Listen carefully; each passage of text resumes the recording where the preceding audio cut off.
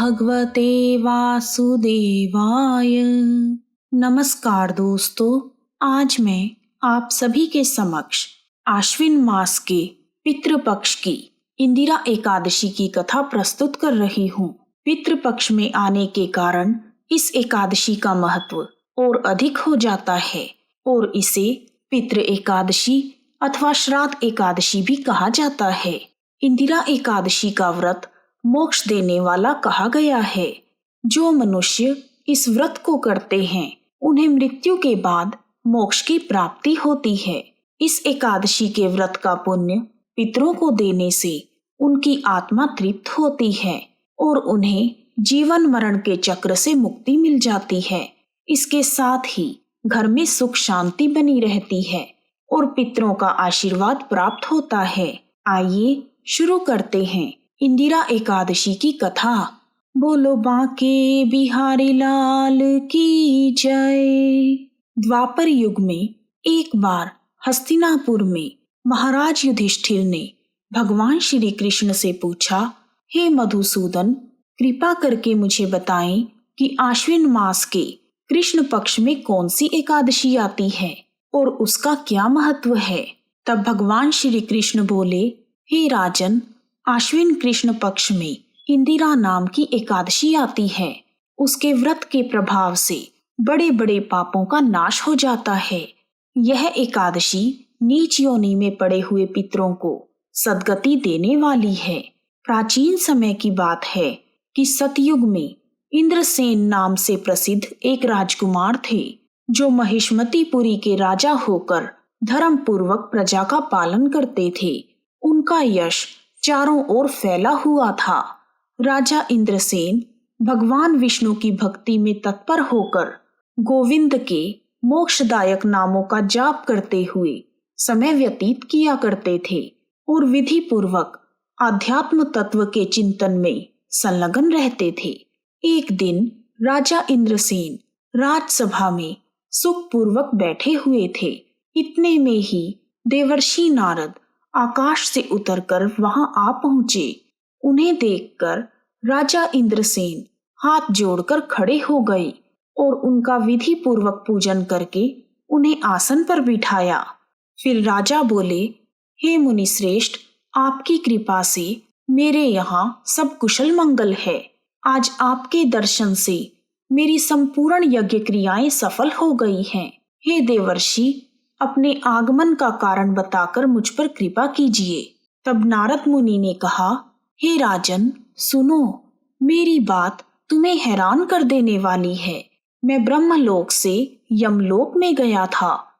वहां यमराज ने पूरे भक्ति भाव से मेरी पूजा की। उस समय यमराज की सभा में मैंने तुम्हारे पिता को देखा। वह व्रत भंग होने के दोष से वहां पर थे। हे राजन, उन्होंने आपके लिए मुझे संदेश दिया है।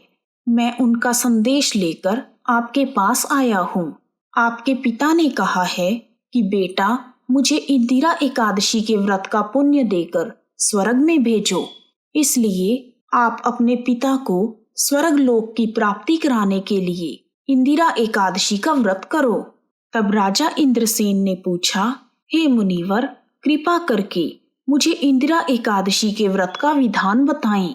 यह किस माह में, किस पक्ष में और किस तिथि को पड़ती है और इसे करने की क्या विधि है।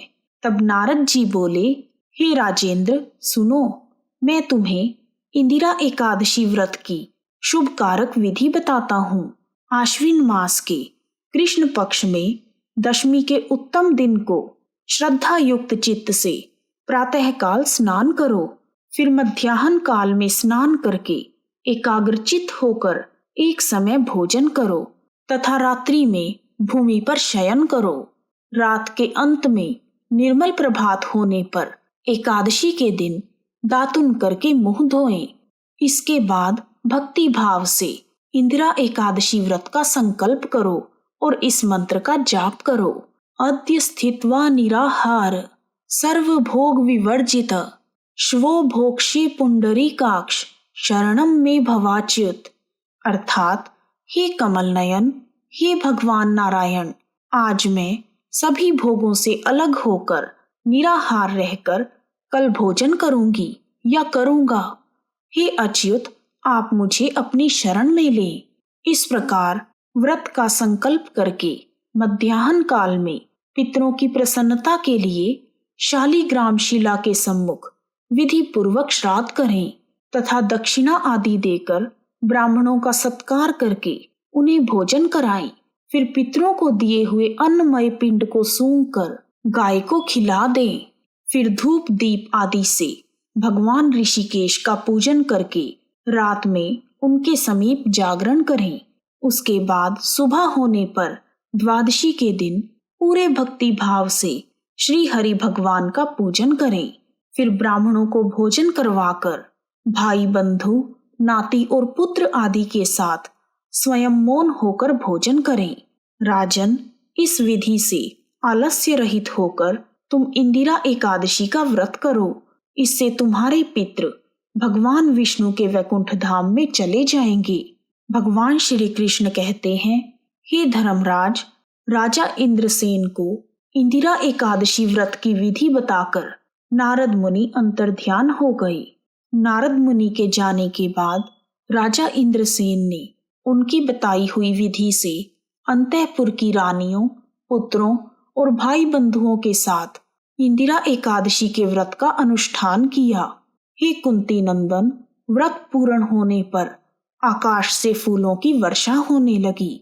इंद्रसेन के पिता गरुड़ पर आरूढ़ होकर श्री विष्णु धाम को चले गए और राजर्षि इंद्रसेन भी अकंटक राज्य का उपभोग करके अपने पुत्र को राज्य पर बिठाकर स्वयं स्वर्ग लोक को प्राप्त हुए। इस प्रकार मैंने तुम्हें इंदिरा एकादशी व्रत का महात्म्य बताया है, जिसे पढ़ने और सुनने से मनुष्य सभी पापों से मुक्त हो जाता है और उसे वाजपेयी यज्ञ का फल प्राप्त होता है। इस प्रकार इंदिरा एकादशी व्रत की कथा और पूजा विधि पूर्ण हुए। आइए अब शुरू करते हैं एकादशी माता की आरती। ओम जय एकादशी माता मैया, जय एकादशी माता। विष्णु पूजा व्रत धारण कर शक्ति मुक्ति पाता। ओम जय एकादशी माता। तेरे नाम गिनाऊं भक्ति प्रदान करनी, गण गौरव की देनी शास्त्रों में वर्णी। मैया जय एकादशी माता। मार्ग शीर्ष के कृष्ण पक्ष की उत्पन्ना, विश्वतारिणी जनमी। शुक्ल पक्ष में मोक्षदा मुक्तिदाता बनी। ओम जय एकादशी माता। पोष कृष्ण पक्ष की सफला नामक है, शुक्ल पक्ष में पुत्रदा आनंद अधिक रहे। ओम जय एकादशी माता। नाम षट तिला माघ मास कृष्ण पक्ष में आवे, शुक्ल पक्ष में जया विजय सदा पावे। ओम जय एकादशी माता। विजया फागुन कृष्ण पक्ष शुक्ल में आमल की, पाप मोचनी कृष्ण पक्ष चैत्र महाबली की। ओम जय एकादशी माता। चैत्र शुक्ल में कामदा धन देने वाली, नाम वरुथनी कृष्ण पक्ष वैशाख माह वाली। मैया जय एकादशी माता।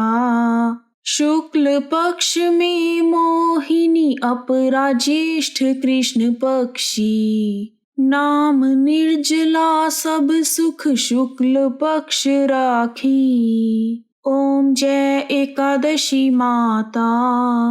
योगिनी नाम आषाढ़ में जानो कृष्ण पक्ष करणी, देवशयनी कहायो शुक्ल पक्ष धरनी। ओम जय एकादशी माता।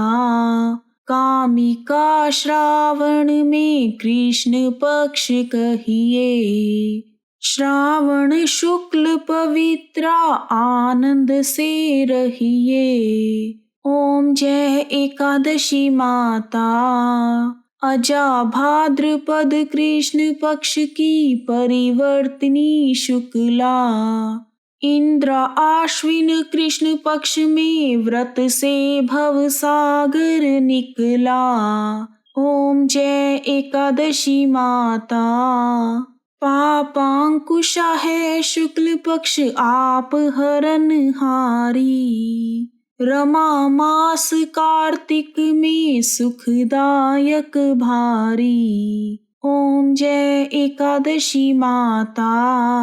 देव उठनी शुक्ल पक्ष की दुख नाशक मैया। पावन मास में विनती पार करो नैया। ओम जय एकादशी माता। परमा कृष्ण पक्ष में जन मंगल करनी। शुक्ल मास में पद्मिनी दुख दरिद्र हरनी। ओम जय एकादशी माता। एकादशी माता की आरती जो प्रेम से गावे। जन गुर दिता स्वर्गवासा निश्चय वह पावे। ओम जय एकादशी माता। जय एकादशी माता मैया जय एकादशी माता। यदि आपको इंदिरा एकादशी व्रत की कथा, पूजा विधि और आरती पसंद आई है तो कमेंट बॉक्स में ओम नमो भगवते वासुदेवाय नमः जय एकादशी माता लिखना ना भूलें। आप सभी का हार्दिक धन्यवाद। हरि बोल हरि बोल हरि हरि बोल। राम बोल राम बोल राम राम।